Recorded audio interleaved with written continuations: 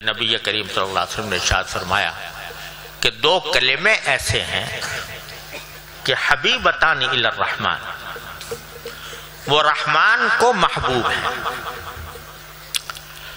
اور خفیفتان علی اللسان، زبان پر بہت ہلکے ہیں، یعنی آسانی سے ادا ہو جاتے ہیں، ثقیلتان فی المیزان، اور میزان عمل میں ان کا وزن بہت ہے، وزندار ہے میزان عمل۔ تین صفتیں بیان فرمائی۔ ایک یہ رحمان کو محبوب ہے، رحمان باری تعالیٰ کی صفت بھی ہے، اسماء حسنہ میں سے بھی ہے، معنی ہے بہت، جس کی رحمت بہت عام ہو اس کو رحمان کہتے ہیں۔ تو جب کوئی کلمہ ان کو محبوب ہوگا تو اس کا مطلب یہ کہ ان کی صفت رحمت کا مظاہرہ اس محبوب کے اوپر ہوگا، تو بہت رحمت کا مظاہرہ ہوگا جو اس شخص پر جو یہ کلمے پڑھے، اور زبان پر ہلکے ہیں، یعنی کوئی دقت نہیں پڑھنے میں، لیکن میزان عمل میں وزن بہت ہے۔ اور وہ کیا کلمہ ہے؟ سبحان اللہ و بحمدہ سبحان اللہ العظیم،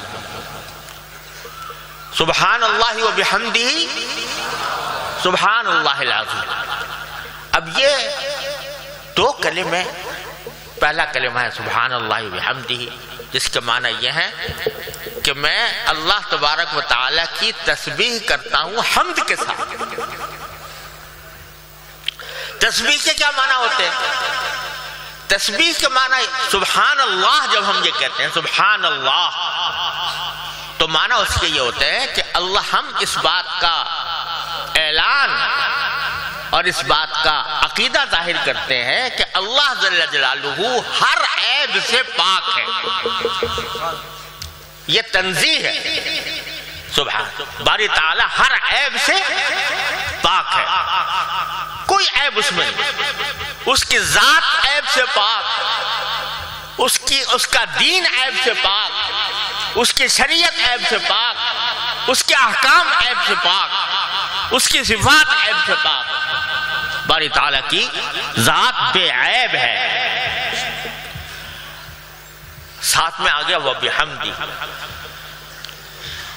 وَبِحَمْدِهِ، ترکیب کرنے والوں کو مشکل پڑ گئی کہ اس کو کیا قرار دیں۔ واو جو ہے وہ کون سی ہے؟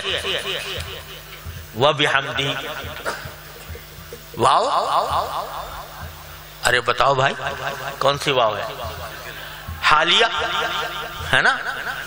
تو وَبِحَمْدِهِ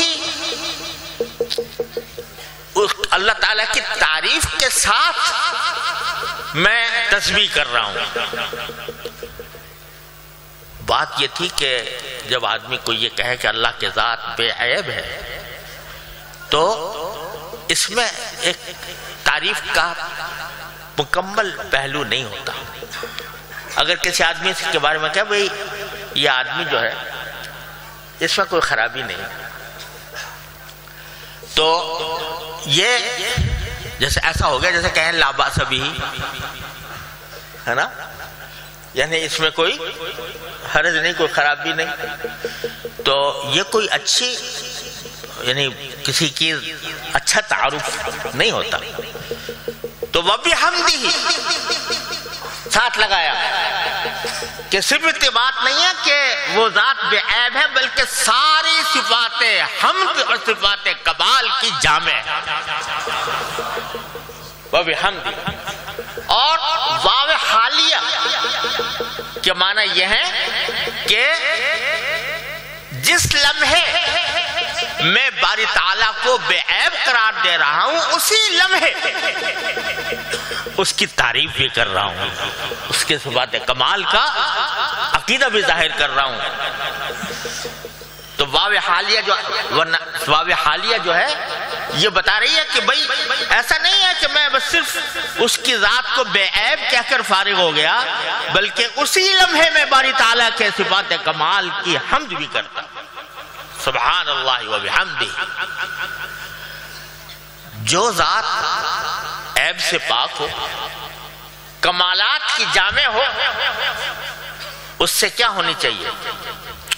جس ذات کے اندر کوئی عیب نہیں اور ساری صفات کمال موجود ہیں، اس سے محبت ہوگی کہ نہیں؟ اس کا تقاضا ہے کہ اس سے محبت ہو۔ لہذا بزرگوں نے فرمایا کہ سبحان اللہ و بحمدہ کے کلمہ پڑھنے والے جو یہ کلمہ پڑھتا رہے اس کے دل میں باری تعالیٰ کی محبت بڑھتی چلی جائے گی۔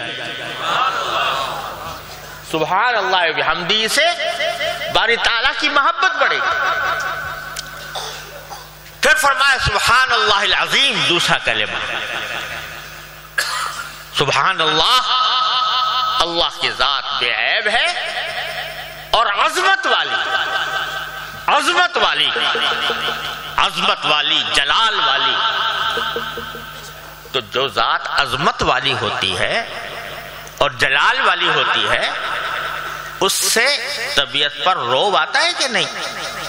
عظمت والی ذات پر سے طبیعت میں روب پیدا ہوگا، خوف بھی ہوگا، مجھ سے کوئی بات اس عظمت والی ذات کے منشا کے خلاف نہ ہو جائے۔